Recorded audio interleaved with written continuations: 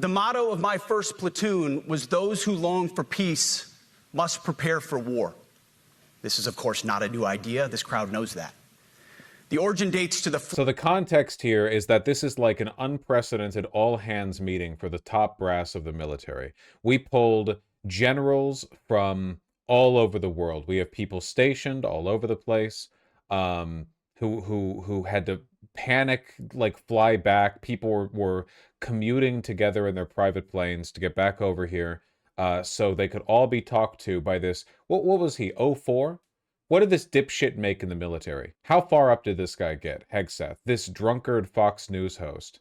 03? Yeah. So we've got a bunch of 4-star generals here being lectured by a guy who cleans toilets, effectively. 4th century Rome, and has been repeated ever since, including by our first commander-in-chief, George Washington, the first leader of the War Department. It captures a simple yet profound truth. To ensure peace, we must prepare for war. From this moment forward, the only mission of the newly restored Department of War is this: warfighting, preparing for war and preparing to win, unrelenting and uncompromising in that pursuit. Jesus Not because Christ. In that pursuit. Huh? Not because we Not want my glitch. war. That's No on them. one here wants war. But it's because we love peace. We love peace for our fellow citizens. Why does he They keep deserve saying this peace, shit, man? and they rightfully expect us to deliver it. Our number one job, of course, is to be strong so that we can prevent war in the first place. The president talks... Oh, fuck, he's repeated the same thing like 5 times. Okay, we're getting more of that fascist incompetence here, okay? What this is meant to be is like a loyalty test for all of the for the military brass. But the problem is that Hegseth is stupid and incompetent, and all he's really doing is making everyone here hate him, not fear him. Also, why the fuck are they broadcasting this? If this is meant to be a genuine, actual, like, everyone, you know, sit the fuck down and declare your loyalty, why are we doing this publicly? It's just a photo op now. About it all the time. It's called peace through strength. And as history... This is a long set of speeches, by the way. I need to hold on. I'm gonna be economical about this. Okay, let's just take a look at the tone of this. If we could, you know. That's what it is. Only in recent decades did politicians somehow come to believe that our job is to police the far reaches of Kenya and Somalia, while America is under invasion from within. We're under invasion from within. No different than a foreign enemy, but more difficult in many ways because they don't wear uniforms. At least when they're wearing a uniform, you can take them out. These people don't have uniforms. But we are under invasion from within. We're stopping it very quickly. So it's just unambiguously like a fascist speech. You know, our once great civilization is being threatened by weakness and degeneracy from within. We have to, you know, unite and be strong to excise them. There are a bunch of choice clips here. None of the generals seem to be happy. Like, I've seen a bunch of clips of them not applauding when given the prompt. In other words, to our enemies, F-A-F-O. In other words... Very good. Very soy. I've never walked into a room so silent before. This is very... Don't laugh. Don't laugh. You're not allowed to do that. You know what? Just have a good time. And if you want to applaud, you applaud. And if you want to do anything you want, you can do anything you want. And if you don't like what I'm saying, you can leave the room.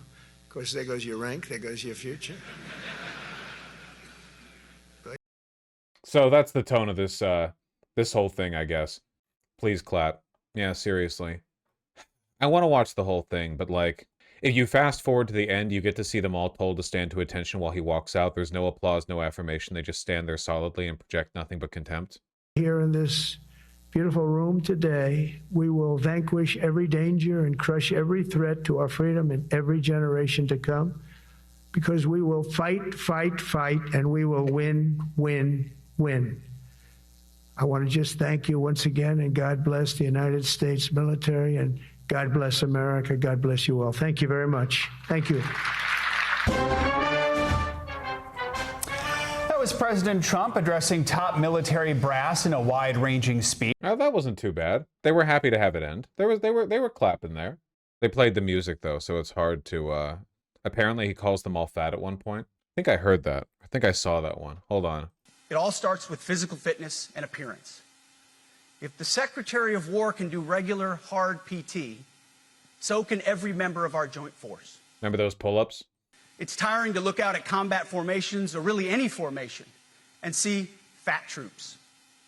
Likewise, it's completely unacceptable to see fat generals and admirals in the halls of the Pentagon and leading commands around the country and the world. It's a bad look. It is bad, and it's not who we are. So whether you're an airborne ranger or a chairborne ranger, a brand new private or a four-star general, you need to meet the height and weight standards and pass your PT test. And as the chairman said, yes, there is no PT test. Pardon me for being soy or woke or whatever. I think it's like probably pretty normal for a general to get a little old and fat because they can be there for a while. Like that's a position you're often in your 60s or possibly even your 70s. It's like what's the issue with that, I guess.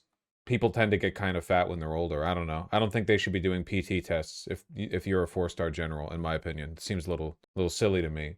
Oh my God, we're getting the Reddit clips. But if the words I'm speaking today are making your heart sink, then you should do the honorable thing and resign. I don't want to do the clip show forever. Okay, I just want to say this. The whole point of bullshit propaganda stunts like this, the whole point, the loyalty test. The problem is that the loyalty test works best when you're talking to people who obey in advance, to people who are easily cowed into fear. Unfortunately, these are military men, a lot of them very well-respected, highly accredited military men who have been in their positions for a long time. They probably, especially in an organization as hierarchical and bureaucratic as the Pentagon, they probably don't appreciate being talked down to by, what'd you guys say, 03? This guy? The Pentagon has never liked Donald Trump. Like, again, I said this before, after January 6th, the Pentagon, Pence, and Pelosi kind of worked together to do a soft coup and remove Trump from power, because after the insurrection attempt on the government, it seemed reasonable to depose Trump a little bit preemptively. This doesn't work that well as a loyalty test. Much in the same way that you might remember the first few months of this administration were spent trying to cow judges into compliance. And for the most part, it was a complete and total failure. Like, they had to give up and essentially just beg the Supreme Court to get rid of federal injunctions. They couldn't get the judges to get along with them. And what's more, they failed to actually punish the judges. They got one judge arrested because they say that she, like, let a illegal immigrant out the wrong door, some bullshit like that. It's not a meaningful arrest. It doesn't signal. They got what they could, essentially. But they weren't able to actually, like, sow fear into those judges. For the most part, the judges are still doing what they were doing, you know? The top comment in the military subreddit. I don't care about the subreddit. Any subreddits are by default left-leaning, almost like overwhelmingly. The conservative sub is a joke. It's not really representative. I think this was the most ominous part. What's more ominous than him saying the military should be prepared to deal with the threat from within? We haven't even started yet. Last month, I signed an executive order to provide training for a quick reaction force that can help quell civil disturbances. This is going to be a big thing for the people in this room because He's got like a pound of saliva within, in his mouth. And we have to handle it before it gets out of control. It won't get out of control. Once you get involved at all, they all joke. They say, oh, this is not good. Does he sound more like a mushmouth than usual? Oh yeah, he sounds awful here. Awful. But, you know, he's on the way out. Of the newly restored Department of War is this: warfighting. Yeah. Preparing for worst place. If necessary, our troops can translate that for you. And what do you say? Crushed by the violence, precision, and ferocity of the War Department. In other words, to our enemies, FAFO. Oh. If necessary, our troops can translate that for you. Another way to put it is Peace Epic meme, through sir. strength, brought to you by the warrior ethos, and we are restoring both. As President Trump has said, and he's right, we have the strongest, most powerful, most lethal, and most prepared military on the planet. That is true, full stop. Nobody can touch us. It's not even close. This is true largely because of the historic investments that he made in his first term. It does feel like a TEDx talk. Yeah, it has that same like low rent, low budget feel. Like he's about to sell you his miracle solution to poor military performance. And we will continue in this term. But it's also true because of the leaders in this room and the incredible troops that you all lead. It's especially the way he's walking and talking too. Like you guys have seen military addresses before, right? Normally the Secretary of Defense, or like if a general is speaking to a crowd of students or whatever, you know, usually they just stand up like straight as a rod right there at the podium, and they like a podium themselves, you know, like a column, and they just talk, you know. But he's doing all the gesticulations. But the world, and as the chairman mentioned, our enemies get a vote. You feel it, I feel it. This is a moment of urgency, mounting urgency. Enemies gather, threats grow. There is no time for games. We must be prepared. If we're going to prevent and avoid war, we must prepare now. We are the strength part of peace through strength. And either we're ready to win or we are not. Wow. You see, this urgent moment, of course, requires more troops, more munitions, more drones, more Patriots, more submarines, more B-21 bombers. It requires more innovation, more AI in everything, and ahead of the curve. Requires more money being paid out in public-private partnerships, contracts with military-industrial complex entities. It requires more money being directed from the tax, from the poor, over to those companies. Let's go, boys. Cyber effects, more counter-UAS, more space, more speed. America is the strongest, but we need to get stronger and quickly. The time is now, and the cause is urgent. The moment requires restoring and refocusing our defense industrial base, our shipbuilding industry, and onshoring all critical components. It requires, as President Trump has done, getting our allies and partners to step up and share the burden. America cannot do everything. The free world requires allies with real hard power, real military leadership, and real military capabilities. The War Department is tackling and prioritizing all of these things. And I'll be giving a speech. You remember the press conference during Desert Storm? They never mentioned the president once. Everything has gotten worse. Seriously, like you can go watch like a Bush-Kerry debate, and it genuinely feels like a clash of intellectual titans compared to what we have today, you know? Next month that'll showcase the speed, innovation, and generational acquisition reforms we are undertaking urgently. Likewise, the nature of the threats we face in our hemisphere and in deterring China is another speech for another day, coming soon. This speech today, as I drink my coffee, this speech today is about people. And it's about culture. The topic today is about the nature of ourselves. Because no plan, no program, no reform, no formation will ultimately succeed unless we have the... Huh? That shit ain't coffee, man. Who the f stops mid-speech for a sip of coffee? You want hot liquid hitting the roof of your mouth while you're trying to talk? Absolutely not. Right people... He's got one vice. ...and the right culture at the War Department. If I've learned one core lesson in my 8 months in this job, it's that personnel is policy. Personnel is policy. The best way to take care of troops is to give them good leaders committed to the warfighting culture of the department. Not perfect leaders, good leaders. Competent, qualified, professional, agile, aggressive, innovative, risk-taking, apolitical, faithful to their oath and to the Constitution. Again, it really does feel like a TED Talk. Like that is the vibe that is being given here, you know? Eugene Sledge, in his World War II memoir, wrote, quote, "War is brutish, inglorious, and a terrible waste. Combat leaves an indelible mark on those who are forced to endure it. The only redeeming factors are my comrades' incredible bravery and their devotion to each other. In combat, there are thousands of variables, as I learned in Iraq and Afghanistan, and as so many of you did in so many more places. Leaders can only control about 3 of them. You control how well you're trained, mostly how... His alcoholism doesn't sell well to generals? No! There's a reason the Nazis kept their meth stuff under wraps. Like, everyone in the administration is such a public f***up, you know?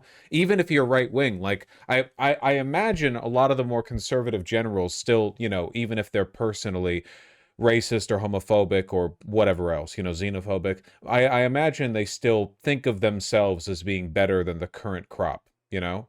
Like, I do not think there is a single general in the United States who would look at Hegseth and go, now that's my leader, even though he technically is.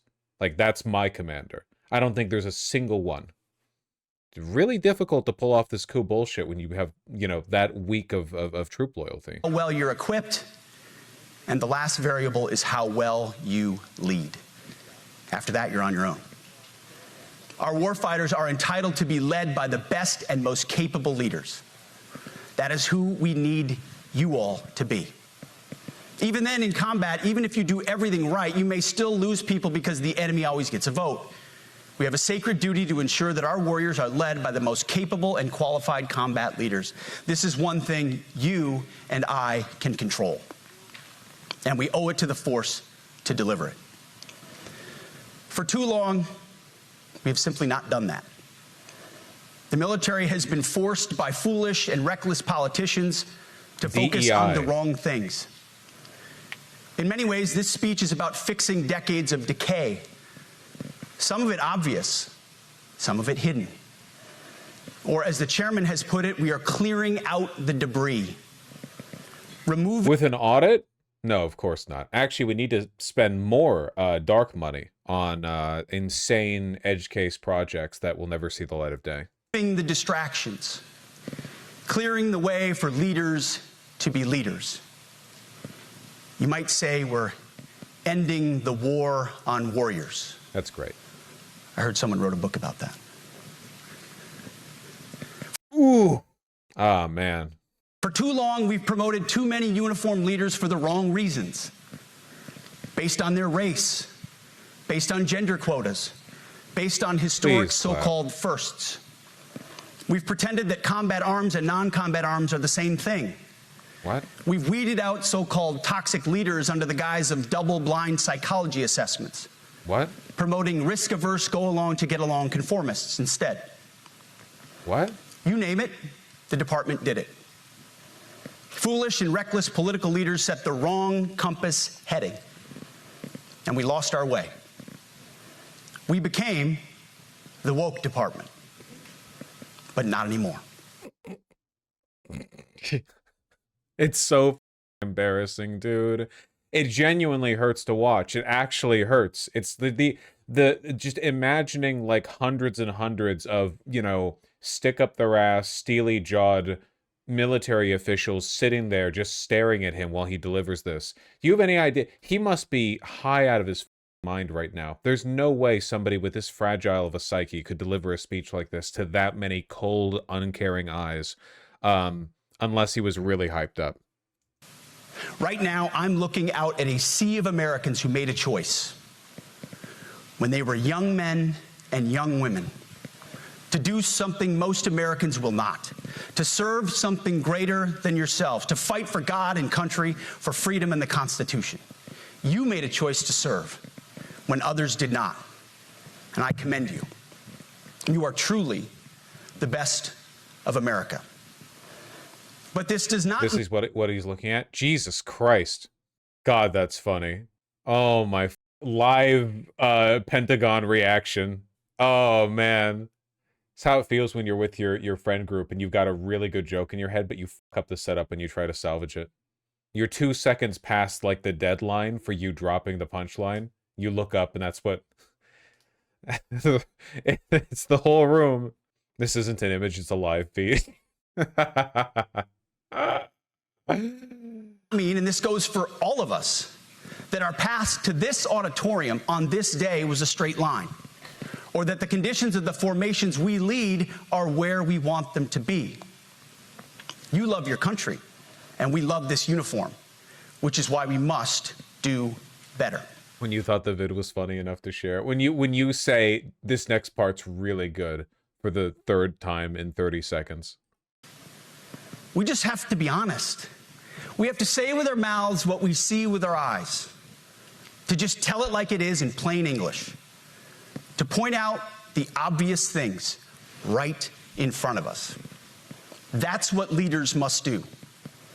We cannot go another day without directly addressing the plank. Wonder if the Nazi loyalty tests were this soy, but they would actually kill you. I think the fact that they would actually kill you probably made them less soy, because part of the soy is the theatrics and performance from a person whose nuts are very much like tucked in his tidy whities. Like they are not on the table at all. The performative element's a huge part of it. If there was like a back room where they led generals to shoot them if they didn't applaud or whatever, that would, you know, change the tone a little bit. But they're not. You know what I think? I think Pam Bondi should do this too. Pam Bondi should try to like enforce loyalty from all of our like circuit court judges and stuff. Bring them all over to DC with like 4 days notice. Give them this kind of speech. Pam Bondi ain't saying shit in front of the cameras lately. They are really mad at her. She keeps up the assignments they give her. In our own eye, without addressing the problems in our own commands and in our own formations. It wasn't the soy Nazi loyalty tests were very serious. They had guards in the room to threaten them. It was like an interrogation, which, like, yeah, in the world today, like, I mean, just how far we've come, right? I don't think this administration could even do that if they wanted to. Like, if they threatened the Pentagon, that would probably be the end of the Trump administration right now. If the Trump administration, if Hegseth, like, legitimately attempted some kind of, like, violent purge of the military, that would just be the end of the administration. We'd be a military junta for the next 20 years. And it would be better than this. This administration has done a great deal from day one to remove the social justice, politically correct, and toxic ideological garbage that had infected our department, to rip out the politics. No more identity months, DEI offices, dudes in dresses. No more climate change worship. No more division, distraction, or gender delusions. Climate change no worship. more debris. As I've said before, and will say again, we are done with that shit. I've made it my mission to uproot the obvious distractions that made us less capable and less lethal. That said, the war... Vosh, you're coping so hard they purged the Pentagon months ago. For all you know, 70% of these generals are Trump sycophants. You have no idea what you're talking about? I'm sorry, I don't know what else to... Your emotional state is influencing the degree of confidence you have in your own position. Like, you're asserting things because they feel like they should be true. A couple of, like, top brass were removed, yeah, because they were, like, immediately in the way, and there have been changes to the Pentagon, but the generals haven't been replaced. For the most part, all of our generals are the same as what they were when the administration started. That shit ain't happening. Department requires the next step. Underneath the woke garbage is a deeper problem, and a more important problem that we are fixing and fixing fast. Common sense is back at the White House, so making the necessary changes is actually pretty straightforward. He is no more important than your son. Oh my God, it keeps going. You would have done onto your own, fully proficient on their assigned weapons, platform, or task. And see fat troops. Likewise, it's completely unacceptable to see fat generals and admirals in the halls of the Pentagon and leading commands around the country and the world. It's a bad look. It is bad, and it's not who we are. So whether you're an airborne ranger or a chairborne, a new profession. Thank God. I sincerely appreciate the proactive efforts the secretaries have already taken in some of those areas, service secretaries. And these directives are intended to simply accelerate those efforts. On the topic of standards, allow me a few words to talk about toxic leaders. Upholding and demanding high standards is not toxic. Enforcing high standards, not toxic leadership. leading warfighters toward the goals of high, gender-neutral, and uncompromising standards in order to forge a cohesive, formidable, and lethal Department of War is not toxic. It is our duty, consistent with our constitutional oath. Real toxic leadership is endangering subordinates with low standards. Oh. Real toxic leadership is promoting people based on immutable... Real toxic leadership is when you investigate sexual assault claims. You know, that's the real. He does want to remove women from the military. You know, he would prefer it only be like men filing sexual assault claims, I suppose. Characteristics or quotas instead of based on merit. Real toxic leadership is promoting destructive ideologies that are an anathema to the Constitution and the laws of nature and nature's God, as Thomas Jefferson wrote in the Declaration of Independence. The definition of toxic has been turned upside down, and we're correcting that. That's why today, at my direction, we're undertaking a full review of the department's definitions of so-called toxic leadership. Oh my God. Bullying and hazing, to empower leaders to enforce standards without fear of retribution or second guessing. Of course, you can't do like nasty bullying and hazing. We're talking about words like bullying and hazing and toxic. They've been weaponized. This is such a weird thing to have an all-hands general meeting for, man. This shit could have been an email. We're challenging wokeness by redefining bullying. So bullying no longer means when you misgender them. It no longer will it be called bullying if you don't call their pussy a T-dick. Like, no longer will it be bullying if you keep the door shut not only after you're finished pooping, but you wash your face and your hands afterwards too, and you only open the door and unlock it after you're done with that. No longer will it be bullying to... you could put this in an email. Bastardized inside our formations, undercutting commanders and NCOs. No more. Setting, achieving, and maintaining high standards is what you all do. And if that makes me toxic, then so be it. Second, today at our direction, we're ensuring that every service, every unit, every schoolhouse, and every form of professional military education conduct an immediate review of their standards. Now, we've done this in many places already, but today it goes across the entire Department of War. Any place where tried and true physical standards were altered, especially since 2015 when combat arms standards were changed to ensure females could qualify, must be returned to their original standard. Other standards have been manipulated to hit racial quotas as well, which is just as unacceptable. Just out of curiosity, what standards would have to be altered to promote racial diversity? I'm really curious. Well, okay, the women thing I get, okay, because they're smaller or whatever. What standards were the beard shaving stuff? Oh, okay. I was hoping it would be some like insane racist pseudoscience about like different races being better at different things physically or something. You know what I mean? Arbitrarily lowering the standing jump requirement so more white people can get in or something. Two must end. Merit only. The president talks about it all the time. Merit-based. Here are two basic frameworks I urge you to pursue in this process. Standards I call, my staff's heard all about them, the 1990 test and the E6 test. The 1990s test is simple. What were the military standards in 1990? And if they have changed, tell me why.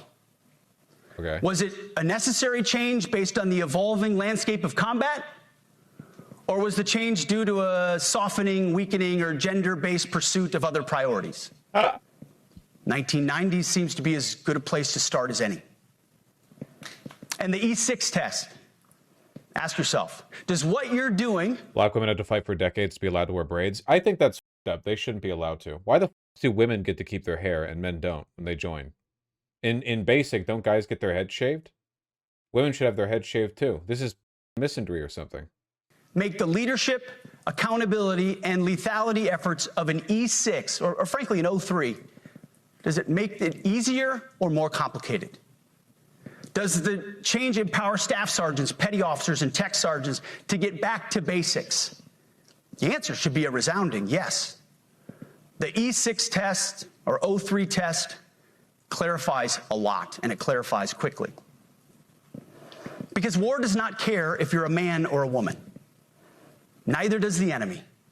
Nor does the weight of your rucksack, the size of an artillery round, or the body weight of a casualty on the battlefield who must be carried. This, and I want to be very clear about this, this is not about preventing women from serving. We very much value the impact of female troops. Our female officers and NCOs are the absolute best in the world. We're having a recruitment crisis right now. Like, no one wants to join the military. And this seems like you could not design a better set of policies to prevent people from actually signing up for the military. Like, think about it. It's literally like, okay, we're bringing back bullying. We're bringing back hazing. We're getting rid of all, like, accommodation standards, all, like, diversity initiatives. It's gonna suck. If you're a woman here, it's gonna suck. Like, women just flat out might as well be barred. Not just because of the requirements that you have to pass, but also, like, let's be real. He does not want them rape kits tested. All right? He's part of that. Yeah, removing anonymous sexual assault complaints. He says that in the speech, by the way.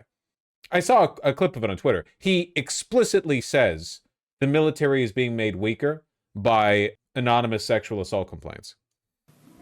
But when it comes to any job that requires physical power to perform in combat, those physical standards must be high and gender neutral. If women can make it, excellent. If not, it is what it is. If that means no women qualify for some combat jobs... I heard military signups are at an all-time high. Right now? Okay, probably right now, yeah. I was thinking more like the past decade or two-decade trend. But yeah, I guess it would make sense that right now we'd be seeing a spike because of the economy. So be it. That is not the intent, but it could be the result. So be it. It will also mean that weak men won't qualify because we're not playing games. This is combat. This is life or death. As we all know, this is you versus an enemy hell-bent on killing you. To be an effective, lethal fighting force, you must trust that the warrior alongside you in battle is capable, truly physically capable of doing what is necessary. The problem right now is retention, not recruitment. Ah, that makes sense. Like, even if you get good recruitment, these are just people trying to get their free college. You don't have the retention that you need to, like, fill out the brass. Like, all of our generals are 100 years old because nowadays people only join up because the college is so damn expensive. Nobody wants to make a career out of it. That makes sense. Under fire. You know, this is the only standard you would want for your kids and for your grandkids. Apply the War Department Golden Rule, the 1990 test, and the E6 test, and it's really hard to go wrong. Third, we are attacking and ending the walking on eggshells and zero defect command culture. A risk-averse culture means officers execute not to lose instead of to win. A risk-averse culture means NCOs are not empowered to enforce standards. Commanders and NCOs don't take necessary risks or make tough adjustments for fear of rocking the boat or making mistakes. A blemish-free record is what peacetime leaders covet the most, which is the worst of all incentives. We, as senior leaders, need to end the poisonous culture of risk aversion and empower our NCOs at all levels to enforce standards. Truth be told, for the most part, we don't need new standards. We just need to reestablish a culture where enforcing standards is possible. And that's why today, at my direction, I'm issuing new policies that will overhaul the IG, EO, and MEO processes. I call it the No More Walking on Eggshells policy. We are liberating commanders and NCOs. We are liberating you. We are overhauling an inspector general process, the IG, that has been weaponized. I guess this is the hope. Like, if you're not convinced by this alcoholic, low-ranking officer dipshit ruling over you for your 40 years of service, like, the hope then is, well, maybe the carrot on the stick that you'll be amused by is the idea that you'll be able to go back to saying, like, the N-word in your tent, you know? And people can't get mad at you for it anymore. Putting complainers, ideologues, and poor performers in the driver's seat. We're doing the same with the equal opportunity and military equal opportunity policies, the EO and MEO at our department.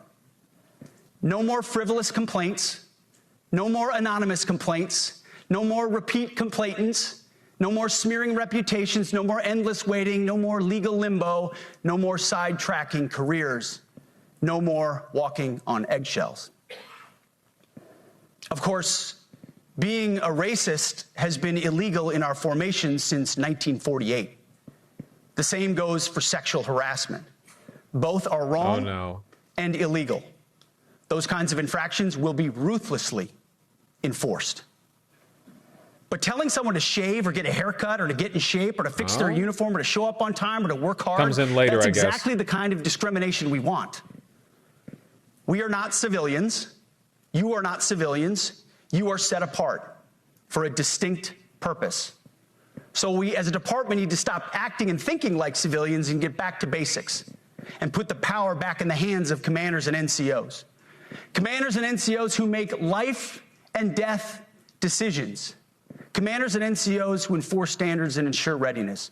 Commanders and NCOs who in this War Department have to look in the mirror and have to pass the golden rule test. My kids, your kids, America's sons and daughters. So I urge you all here today and those watching, take this guidance and run with it. The core of this speech is the 10 directives we're announcing today. They were written for you, for Army leadership, for Navy leadership, for Marine Corps leadership, for Air Force leadership, Space Force leadership. These directives are designed to take the monkey off your back and put you, the leadership, back in the driver's seat. Move out with urgency because we have your back. I have your back. And the Commander-in-Chief has your back. And when we give you this guidance, we know mistakes will be made. It's the nature of leadership. But you should not pay for earnest mistakes for your entire career. And that's why today, at my direction, we're making changes to the retention of adverse information on personnel records that will allow leaders with forgivable, earnest, or minor infractions to not be encumbered by those infractions in perpetuity. Oh, no. People make honest mistakes. Oh, no. And our mistakes should not define an entire career. Otherwise, we only try not to make mistakes, and that's not the business we're in. We need risk takers and aggressive leaders and a culture that supports you. Fourth, at the War Department, promotions across the Joint Force will be based on one thing. Merit. Merit. Colorblind, gender-neutral, merit-based. The entire promotion process, including evaluations of warfighting capabilities, is being thoroughly re-examined. We've already done a lot in this area, but more changes are coming soon. We'll promote top-performing officers and NCOs faster and get rid of poor performers more quickly. Evaluations, education, and field exercises. Liberal fascism. Will become real evaluations, not box checks, for every one of us at every level.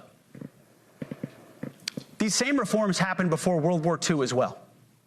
General George Marshall and Secretary of War Henry Stimson did the same thing. And we won a world war because of it. As it happens, when he started the job, Chairman Kane gave me a frame and a photo to hang in my office. A matching frame and photo hangs in his. Okay. It's a photo of Marshall and Stimson preparing for World War II. Those two leaders famously kept the door open between their offices for the entirety of the war. I bet they did. They worked together, civilian and uniform, every single day. Chairman Kane and I do the same. There is no daylight between us. Our doors are always open. Our job together is to ensure our military is led by the very best, ready to answer the nation's call. Fifth, as you have seen, and the media has obsessed over, I have fired a number of senior officers since taking over. Really? The previous chairman, other members of the Joint Chiefs, combatant commanders, and other commanders. The rationale for me has been straightforward. It's nearly impossible to change a culture with the same people who helped create or even benefited from that culture, even if that culture was created by a previous president and previous secretary. My approach has been simple. When in doubt, assess the situation, follow your gut, and if it's the best for the military, make a change. Is that seriously the best you're going to offer, man? All those shakeups at the Pentagon, all the investigators fired, top brass fired. You're looking at a bunch of generals. This is the best you've got. My tummy told me you have to out with the old, in with the new. Yep. That's it? That's what you've got for these people? Jesus Christ. We all serve at the pleasure of the president every single day. That's good. That's a very normal thing to insist. Thank you. I mean, they all swore their oaths to the Constitution, actually, but, you know. But in many ways, it's not their fault. It's not your fault. As foolish and reckless as the woke department was, those officers were following elected political leadership. An entire generation of generals and admirals were told that they must parrot the insane fallacy that, quote, our diversity is our strength. Of course, we know our unity is our strength. This shit is so f***ing out of touch. He's talking to a room full of generals. He's talking to a room full of military command. Like, the obsession, the woke this, woke that, the woke didn't even become like common vernacular for progressivism until quite recently. That's less than a decade old. That's like 5 years, maybe a little older than 5 years. Like, that's relatively new. Men putting on dresses, transgender, this and that. Like, this is all just contemporary cultural bullshit that bounces off these people. Some of them might be in the know.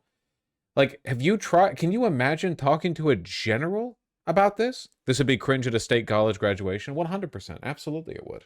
They had to put out dizzying DEI and LGBTQI+ like this is nothing to that. It's gibberish. Statements. They were told females and males are the same thing, or that males who think they're females is totally normal. They were told that we need a green fleet and electric tanks. They were told to kick out Americans who refuse an emergency vaccine. They followed civilian policies set by foolish and reckless political leaders. Our job, my job, has been to determine which leaders simply did what they must to answer the prerogatives of civilian leadership, and which leaders are truly invested in the woke department, and therefore incapable of embracing the War Department and executing new lawful orders. That's it. It's that simple. So for the past 8 months, we've gotten a good look under the hood of our officer corps. We've done our best to thoroughly assess the human terrain. We've had to make trade-offs and some difficult decisions. It's more of an art than a science. We have been... Electric tanks have merit because they're quieter in the battlefield. Look, guys, the military doesn't adopt policies to be nicer to you. The military adopts policies because they work. The Navy is concerned about climate change because ports can flood. Tanks having electric engines, at least partially electric engines, can allow them to run quieter. Concerns about things like DEI or like bullying, hazing, these are to affect retention. You don't want everyone getting axed from the military after 4 years because no one wants to stay because it's a horrible shit show of a culture. And you do want to purge bigotry from the military, as the military has tried to, you know, not like successfully, but they've tried to during severe conflicts in the past. You know, World War II, there were efforts made, certainly relative in to the culture of the time, because it's just more effective. No, these people don't believe in anything. They don't want life to be better for anyone. Hegseth and Trump, they don't want life to be better for soldiers or veterans or generals. It's one of the reasons why I don't even say like white supremacists that often, because I don't really think people like Hegseth are white supremacists. I just think they are misanthropes. Like, white supremacy is just the through line they take. It's just like the easiest, most convenient way of being hateful. But they hate tons of white people. It's not like the Nazis made life better for Aryans, right? The Nazi party wasn't out there like improving the quality of life of the Germanic people or whatever. To them, the hatred is the point. Everything else is incidental, you know? Nobody benefits from this. No, Hegseth is a white supremacist. No, you're missing my point, okay? The point is that it's means to an end, okay? How you go look at neo-Nazis online. How much of what they're doing is saying nice things about white people? Go. Do a controlled study. Go find that. Find any of it. Go find the Nazi content creators, forums, whatever. How long do you have to search around before you find them being nice to or about white people, helping out in white communities, assisting largely white-served homeless encampment shelters, providing stuff for white people? They don't care about any of this shit. At the end of the day, it's just it is a demonic ideology. It exists only to worsen everyone's lives. But as long as their lives are worsened less than yours, they're winning. And will continue to be judicious, but also expeditious. The new compass heading is clear. Out with the Shirellis, the Mackenzies, and the Millies, and in with the Stockdales, the Schwarzkopfs, and the Pattons. More leadership changes will be made, of that I'm certain. Not because we want to, but because we must. Once again, this is life. Did I stroke out? Shirellis, the Mackenzies, and the Millies, and in with the Stockdales, the Schwarzkopfs, and the Pattons. More leadership changes will be made, of that I'm certain. Not because we want to, but because we must. Once again, this is life and death. The sooner we have the right people, the sooner we can advance the right policies. Personnel is policy. But I look out at this group, and I see great Americans. Leaders who have given Weak. Fake loyalty test. No nuts on the table, man. No nuts on the table. Guys, can you become fascist? When we deploy the Pentagon for real to U.S. cities to suppress left dissidents, can you like let us do it? Will you let us do it? We'll let you say the N-word. You can rape female recruits. You can do it again. We won't get you in trouble. You'll be fine. Just like don't do it in public or something. It'll all be great. Okay? Can you let us do it? Fake ass loyalty test. Decades to our great republic, at great sacrifice to yourselves and to your families. But if the words I'm speaking today are making your heart sink, then you should do the honorable thing and resign. We would thank you for your service. But I suspect... Fake ass loyalty test, man. Fake ass loyalty test. You don't serve the Constitution or the country. You actually serve me and the president. And, I'm not gonna, like, demand you resign, but it'd be, like, really nice if everyone who disagrees with me could clear the way so we can appoint, you know, a bunch of, lower-ranking officers to your position, people who are loyal. I know. The overwhelming majority of you feel the opposite. These words make your hearts full. You love the War Department because you love what you do, the profession of arms. You are hereby liberated to be an apolitical, hard-charging, no-nonsense, constitutional leader that you joined the military to be. We need you locked in on the M. Locked in. Not the D, the E, or the I, not the DEI or the DIE of dime. By that I mean the M. Military, of the instruments of national power. TED Talk. TED Talk. We have entire departments across the government dedicated to diplomatic, informational, and economic lines of effort. We do the M. Nobody else does. And our GoFos need to master it in every domain and every scenario. No more distractions, no more political ideologies, no more debris. Now, of course, we're going to disagree at times. We would not be Americans if we didn't. Being a leader in a large organization like ours means having frank conversations and differences of opinion. You can tell he's never dealt with generals. Oh yeah, how often does Hegseth actually communicate with the brass of the Pentagon? It seems like he spends all of his time in front of cameras or with Trump, you know? He's not... I imagine like most of the people in this administration, in this cabinet, they do not spend any time at their respective departments at all. Like how often do you think Pam Bondi is actually over there at the DOJ, like, doing work. No way. None of these people are doing work or mingling with their they probably have like a right-hand man who they use as an intermediary between them and the department that they work with, and that's it, you know? You will win some arguments, and you will lose some arguments. But when civilian leaders issue lawful orders, we execute. We are professionals in the profession of arms. Our entire constitutional system is predicated upon this understanding. Now, it seems like a small thing, but it's not. This includes as well the behavior of our troops online. To that end, I want to thank and recognize the services for their new proactive social media policies. Use them. Anonymous, online, or keyboard complaining is not worthy of a warrior. It's cowardice masquerading as conscience. Anonymous, unit-level social media pages that trash commanders, demoralize troops, and undermine unit cohesion must not be tolerated. Again, O3s, E6s. Sixth, we must train and we must maintain. Any moment that we are not training on our mission or maintaining our equipment is a moment we are less prepared for preventing or winning the next war. That is why today, at my direction, we are drastically reducing the ridiculous amount of mandatory training that individuals and units must execute. We've already ended the most egregious. Now we're giving you back real time. Less PowerPoint briefings and fewer online courses, more time in the motor pool, and more time on the range.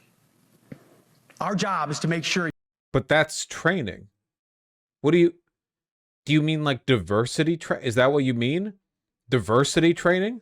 What? Now listen, I'm just a civilian, but I'm pretty confident that, you know, listening to diversity is our strength type, you know, meetings and PowerPoints is probably a very small percentage of a soldier's, you know, day to day. You have the money, equipment, weapons, and parts to train and maintain, and then you take it from there. You all know this because it's common sense.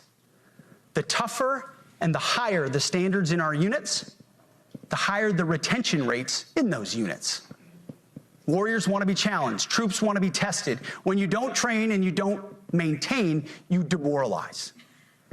And that's when our best people decide to take their... He means we take a bunch of general trainings every year online, which are stuff like insider threat awareness, cybersecurity, etc. Oh my god, we're going to lose to Russia. A 4-star general is going to fall for a phishing scheme, and they're going to click on a link from their Pentagon homepage, and they're going to give all of our satellite login codes to the Kremlin. Oh my god. Talents to the civilian world. The leaders who created the woke department have already driven out too many hard chargers. We reverse that trend right now. There is no world in which high-intensity war exists without pain, agony, and human tragedy. Okay. We are in a dangerous line of work. You are in a dangerous line of work. All right. We may lose good people. Okay. But let no warrior cry out from the grave, if only I had been properly trained. What? We will not lose warfighters because we failed to train or equip them or resource them. You said Shame you wanted on us less if we training. do. Train like your warriors' lives depend on it. Because they do. The PowerPoints are usually on sexual harassment, physical drug abuse, and abuse as well. That's probably good, right? Because I got, like, especially after your tour is done, fentanyl's got to be, like, the #1 killer. Like, the top two killers of U.S. soldiers are fentanyl and themselves. So I feel like we need to... God, how many soldiers are we losing to enemy combatants these days? Maybe some guys are tripping from a base somewhere in Iraq and hitting their head every once in a while. For the most part, it's suicides and drug abuse. To that point, basic training is being restored. Remember a couple years back, the problem where soldiers jogging every day accidentally map out military bases? This shit is actually important. Dude, the future is China scrolling through Sora 2 to look at the feeds of soldiers, honeypotting them to get in their follow list to see if there are any patterns they can make out from the background in the AI generated videos they use. And they're like pulling data bits from, okay, like 53% of the videos from this person's cameo vids incorporate like this type of background. So we need to, let's like triangulate the location. I do remember that. I do remember that jogging app that bizarrely had, well, I guess it's not bizarre, it kind of makes sense. You could jog and it would track your path and it would be shown online. So there were soldiers that were jogging the perimeter of their secret military bases. It's pretty funny. Oh, jogging, I thought you said joking. No, the f you didn't. No, you you run that line with the ladies. You text her and you're like, oh yeah, I'm having a good day, I'm out at the park, and she's like, oh, send me a pic, and then you 30 seconds later, sweaty, having run to the bathroom, sending a dick pic. I thought you meant, oh, I'm sorry. That was my mistake. I thought when you said send a pic, I know no one was mentioning it. It hadn't come up. I thought, my mistake. Restored to what it should be. Scary, tough, and disciplined. We're empowering drill sergeants to instill healthy fear in new recruits, ensuring that future warfighters are forged. Yes, they can shark attack, they can toss bunks, they can swear, and yes, they can put their hands on recruits. Well, I mean, as long as we're being upfront with the perks, right? Okay, so noted. Thank you. Just I guess to anyone interested in getting the college benefits of signing up as a recruit, just know your asshole is like legally owned by your commanding officer. You know, they're gonna make you tattoo his name on it. Does not mean they can be reckless or violate the law, but they can use tried and true methods to motivate new recruits. To make them the It's all such like gay performance art motivated by people who love their tweets and love their movies but have never actually, I mean, he has been in the military. I guess it didn't have much of an effect on him. In no world is a military, this is the same shit that led to that embarrassing like Russian VDV, remember? Oh, the elite Russian paratroopers, there they go, dying of exposure as they sink into the deep blue because their idiot paratrooper landing at the, what was it, the Kiev airport up and they ended up getting dumped in the river. It doesn't make them better. Hostomel, not Kiev. Thank you, Hostomel Airport. Yeah. How many did they lose? How many of those did all those muscles help those elite paratroopers float? Warriors they need to be. Back to basics at basic as well. Of course. Every dictator does this. This is the reason why every year North Korea does like a military show where you, yeah, Masaigu, one mind. Don't let that get to your head. Sometimes you get on my nerves with your posts. No, North Korea does a show, right, for Kim, where they're like, oh, here's a backflip. Here's a guy like breaking a wooden board with his forehead. Here's a hatchet toss or whatever. None of these things have anything to do with being effective in the military. They're just like performance feats, you know. It's circus act shit. But to an authoritarian, catching strays even while he agrees with you, that's when I'm at my most argumentative. No, authoritarians love this shit. They love these like phony shows of strength. It doesn't matter how effective the actual military is. Just as Russia collapsed as soon as they entered into Ukraine, man. Mosh's bladder's not military ready. You have no idea what you're talking about. And you know this basic training is not where mission readiness should end. The nature of the evolving threat environment demands that everyone in every job must be ready to join the fight if needed. A core credo of the Marine Corps is every Marine a rifleman. It means that everyone, regardless of MOS, is proficient enough to engage an enemy threat at sea, in the air, or in a so-called rear area.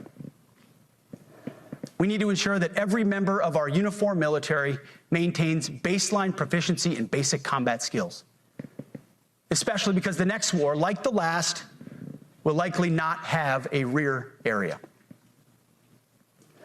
Finally, as President Trump rightly pointed out when he changed the department name, the United States has not won a major theater war since the name was changed to the Department of Defense. I think this is a reference to the fact that they're intending on invading U.S. cities. We'll get to it in a bit, but Trump says so multiple times as well. I think what he's saying is like you're not going to have like a safe front because you're going to be doing domestic work. In 1947. One conflict stands out in stark contrast: the Gulf War. Why? Well, there's a number of reasons, but it was a limited mission with overwhelming force and a clear end state. But why did we execute and win the Gulf War the way we did in 1991? There's two overwhelming reasons. One was President Ronald Reagan's military buildup gave an overwhelming advantage. And two, military and Pentagon leadership had previous formative battlefield experiences. The men who led this department during the Gulf War were mostly combat veterans of the Vietnam War. They said never again to mission creep or nebulous end states. The same holds true today. Our civilian and military leadership is chock full of veterans from Iraq and Afghanistan who say never again to nation building and nebulous end states. I think that's actually not true, right? It's part of the retention problem, right? Like a lot of our brass, they enlisted back in the 90s and 80s, so it would be Gulf War stuff. Or people who were veterans like from the Gulf War or earlier, you know. I don't know. I can't imagine many people in this room today who are like generals came out of it from Iraq and Afghanistan. Some of them, surely, but not the majority, I don't think. This clear-eyed view, all the way in the White House, combined with President Trump's military buildup, postures us for future victories if, and we will, and when we embrace the War Department. And we must. We are preparing every day. We have to be prepared for war, not for defense. We're training warriors, not defenders. We fight wars to win, not to defend. Defense is something you do all the time. It's inherently reactionary and can lead to overuse, overreach, and mission creep. War is something you do sparingly. Incoherent, completely incoherent messaging. We fight war for peace. We fight war to defend the homeland. Defense is for losers, which is why we want war. Defense is reactionary. On our own terms and with clear aims. We fight to win. We unleash overwhelming and punishing violence on the enemy.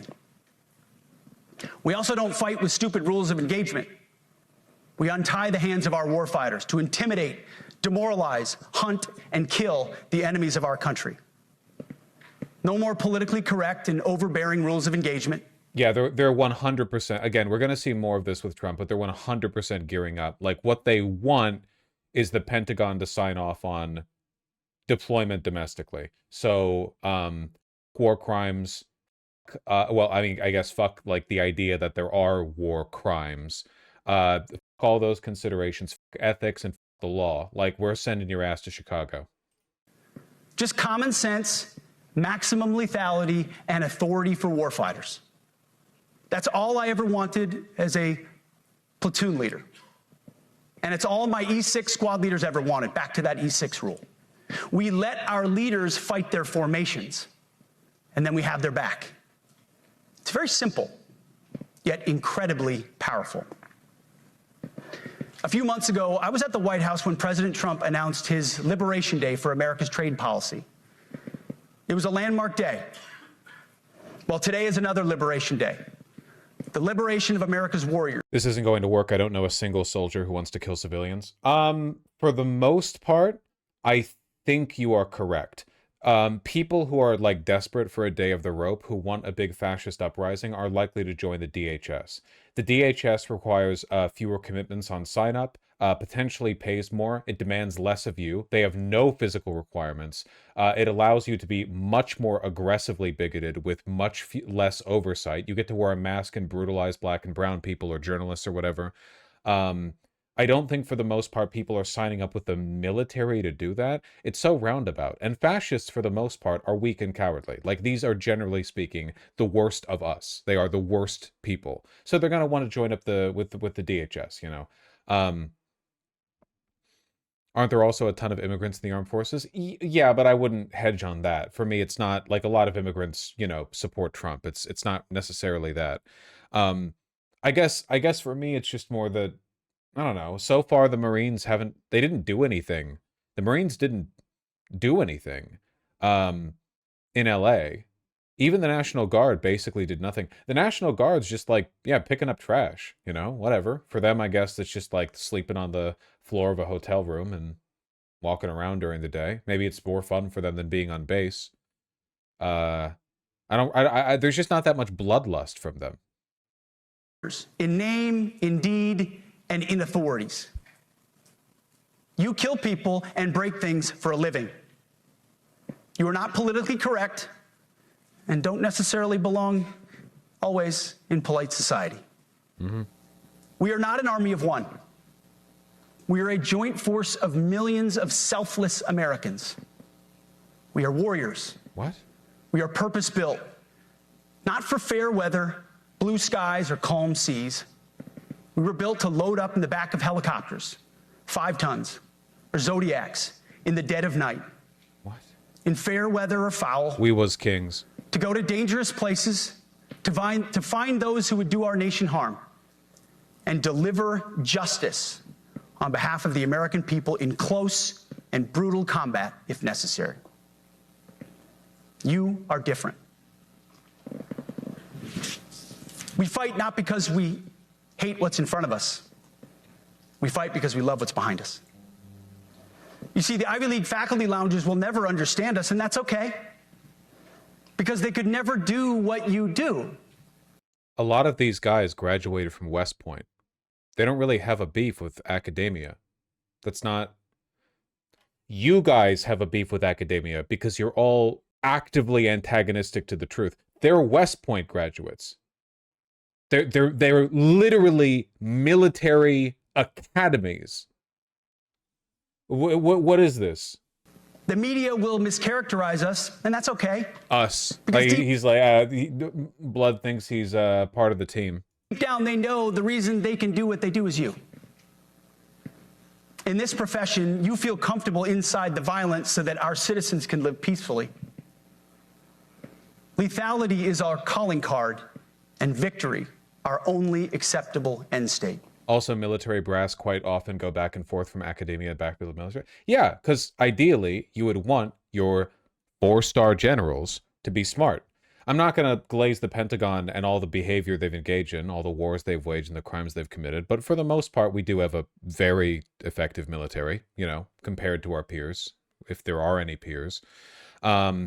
And in large part, that is because the military is served not as a political apparatus of the president, but as a bureaucratic administration that focuses on its own goals. It's the same reason why historically the FBI has been effective, in achieving its goals.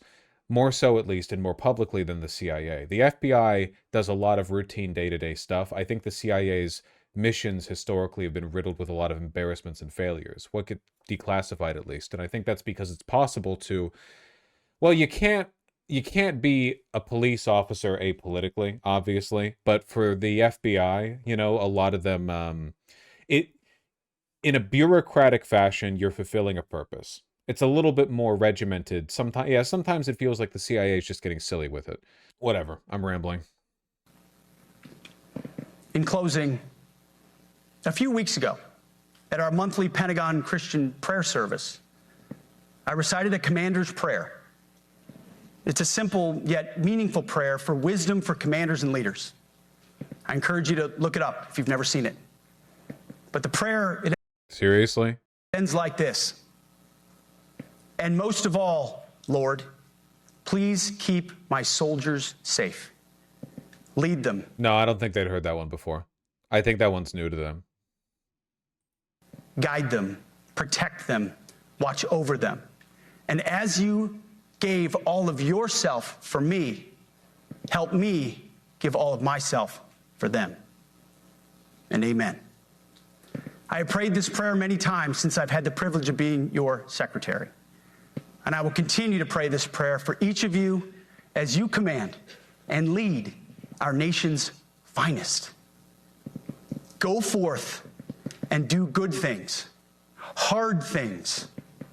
President Trump has your back, and so do I. and you'll hear from him shortly.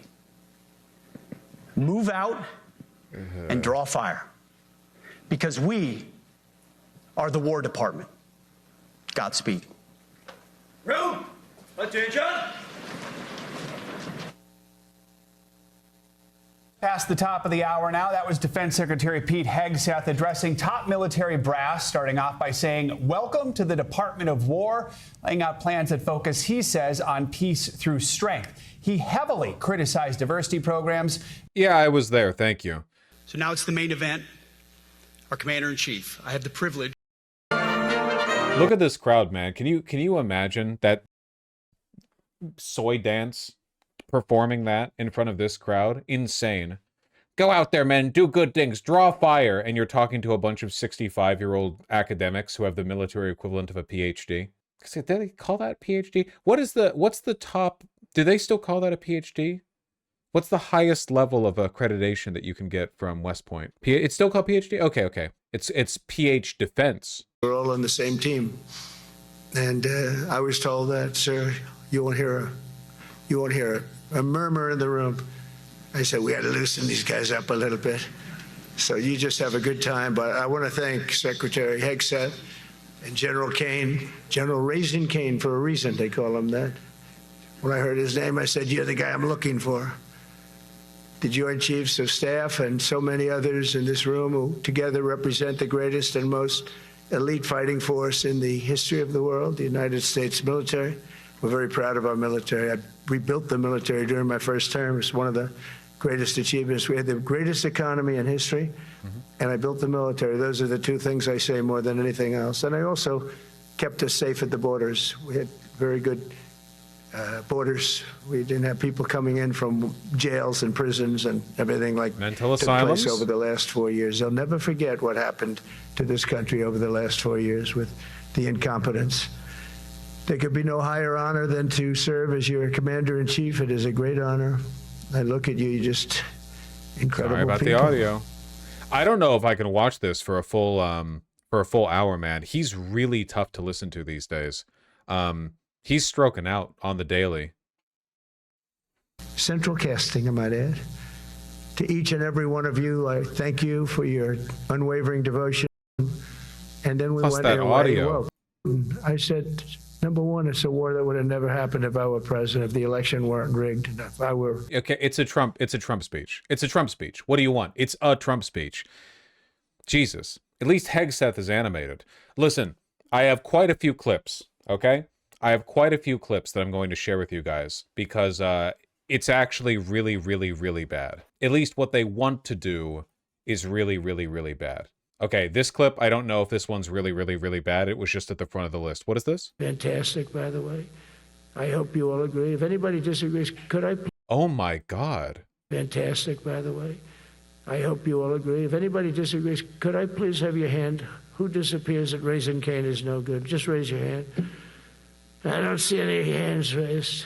Jesus. Sounds like Biden last year. He sounds like, yeah, as bad as Biden did during the debate. Holy that actually sounds really... Okay, I guess this clip is really bad, just not for the reason I thought it would be. Fantastic, by the way. I hope you all agree. If anybody disagrees, could I please have your hand? Who disappears at Raisin Cane is no good. Just raise your hand. I don't see any hands raised. All right. That means you're okay. That means that he's okay now, but I saw his results. You know, he took out... What the hell is he saying? I don't... Okay, all right. So he's dying. He's dying. That's what we get from this. Okay, but let's get to the other bits. Okay, so we saw bits of this in Hegseth. Trump really ramps it up. They want the Pentagon to assist them in the military suppression of the country. They do not want a 2028 election. They might not even want a 2026 midterm election because that would probably lose them the House. They want to crush the country before that can happen. Please. Very important mission. And I told Pete we should use some of these dangerous cities as training grounds for our military, National Guard, but military. Because we're going into Chicago very soon. That's a big city with an incompetent governor, stupid governor, stupid. They threw him out of his family business. He was so stupid. I know the family. He becomes governor. He's got money. not money that he made, but he ran for governor, he won, and now he criticizes us all the time. And last week they had 11 people murdered, 44 people shot. The week before that they had 5 people murdered, 28 people shot. Every weekend they lose 5, 6. If they lose 5, they're considering it a great week. They shouldn't lose any. Still dying in this clip. But yeah, I think that's what they're gunning up for. I think that the thing that's barring them from really putting their nuts on the table and committing to it is largely incompetence. They are probably aware of the fact that the brass of the Pentagon does not like them. Like, they're dumb and delusional, but I think they know this. I think it's clear to them. And they also know that they can't purge the entire Pentagon because replacing the entire senior staff would be tantamount to eliminating the military entirely. For one, it might not even be allowed. Like, if they try to get rid of all the generals of the Pentagon, or at least a significant majority of them, the Pentagon might legitimately just say, no, actually. Nah. No. They might have tolerated what's happened up until this point as a kind of like symbolic changing of the guard. Higher up officials getting removed to comply with the, the whims of the administration. But an entire replacement might just lead to a military junta if they attempt that. And what's more, even if they were successful in doing so, what are you going to do? Promote a bunch of majors up to general? I mean, where does the line, where does it end? Like, where are you going to find... It would be a shit show. You would gut the entire bureaucracy. Remember, bureaucracies are important. They've been rehiring federal workers that Doge fired. You can't just get rid of people. And with the Pentagon, they would have to get rid of all the people up top, all the decision makers. They would have to get rid of all of them. And then we're talking about a very, very regimented, very respect-oriented bureaucracy here. It just wouldn't work. It wouldn't work. So I think that what we're seeing here is their inept, maybe it'll be successful, I don't know, but their inept attempt to signal this to the brass.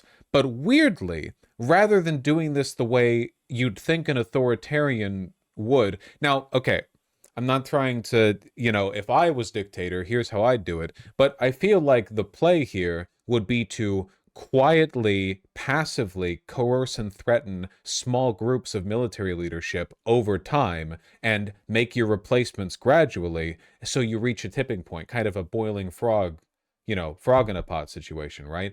But they fired some of the top brass right at the beginning, and they said they want to cut staff by 20%, but that's not the same. And also, the staff cuts need to be directed directly by the White House to make sure their ideological enemies are being removed, which means that they can't really do it in like if they just cut 20% based on, budget or what you flip a coin or whatever, you're not going to get the results you want.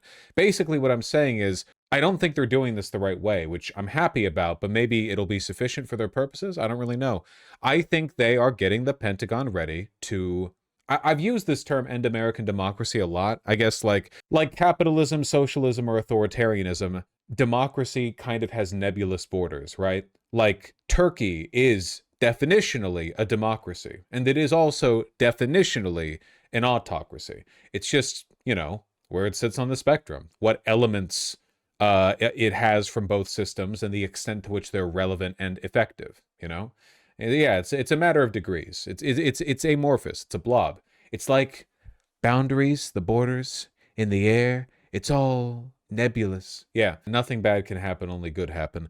I think that what they want to do is use the military as a staging arm, a just massive crowd of people that can be used to suppress dissent and block the 2026 midterms from happening. It can only good happen. Thank you.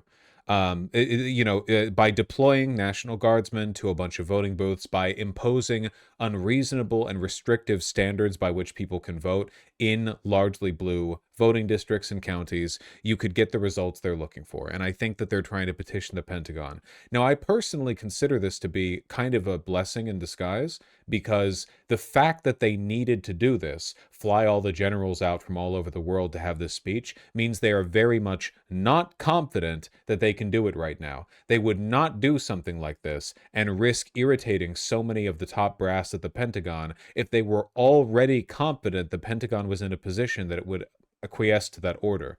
So I see this as a sign of weakness, and I don't think this speech is going to be effective in changing the minds of those generals. Sorry, I watched all of Hegseth's, and we're going to watch a few clips from Trump's. I'm just not impressed. I don't think they did a good job, you know?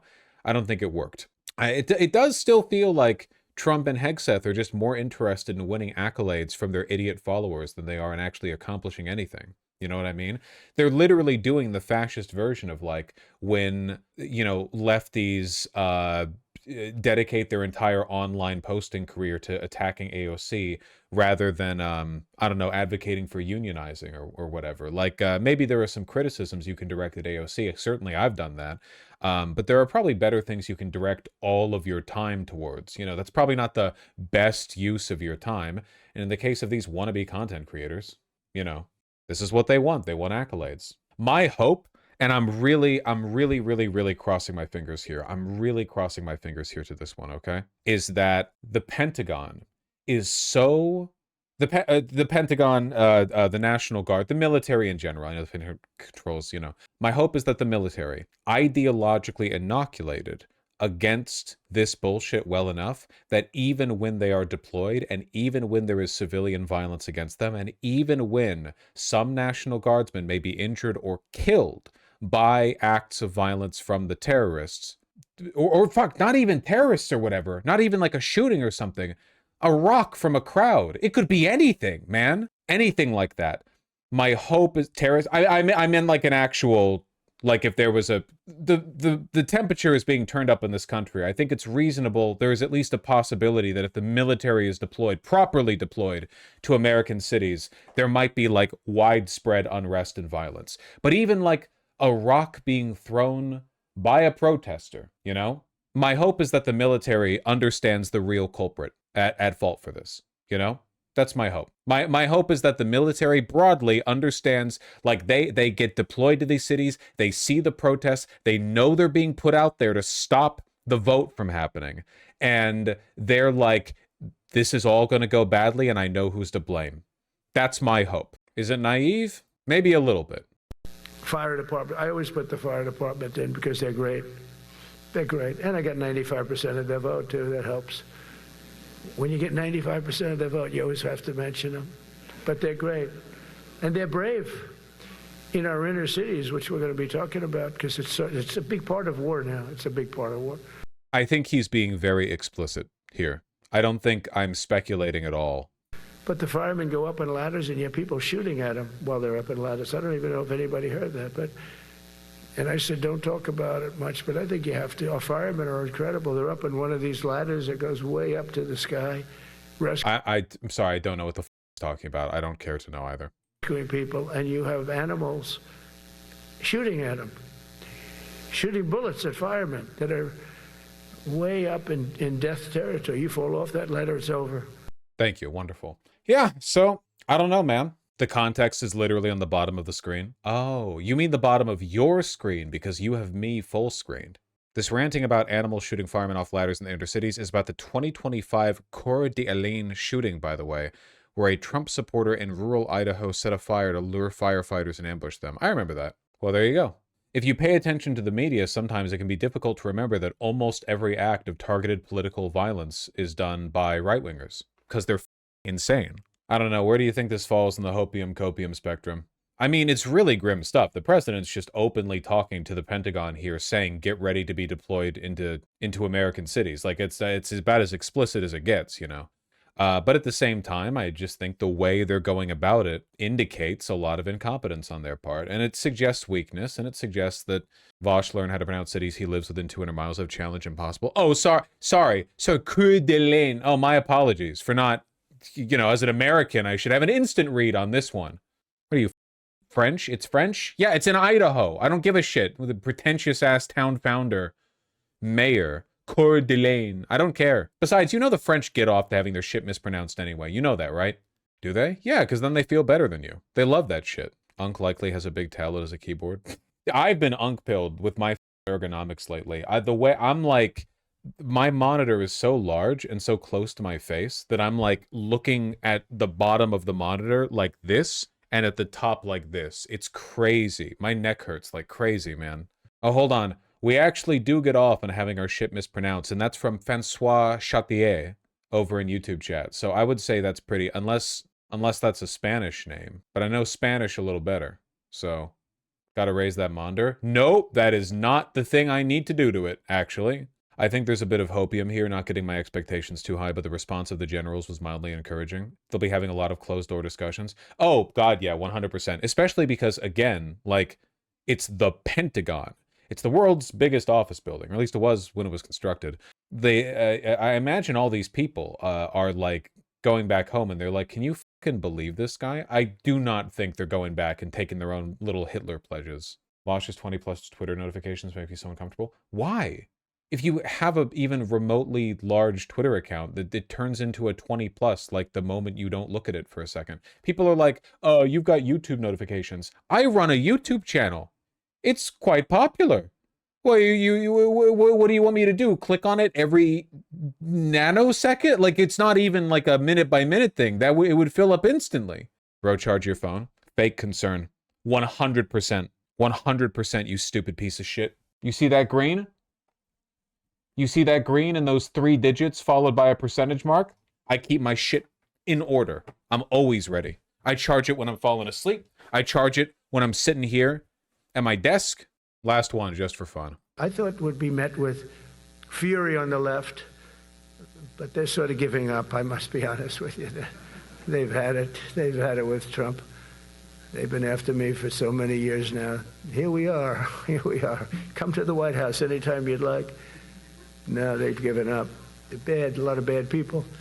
But all over, that's been so popular. It's been very popular. I really thought that we were going to have to sort of fight it through. There's been no fight. There's been no fight. That's true. Thanks, Schumer.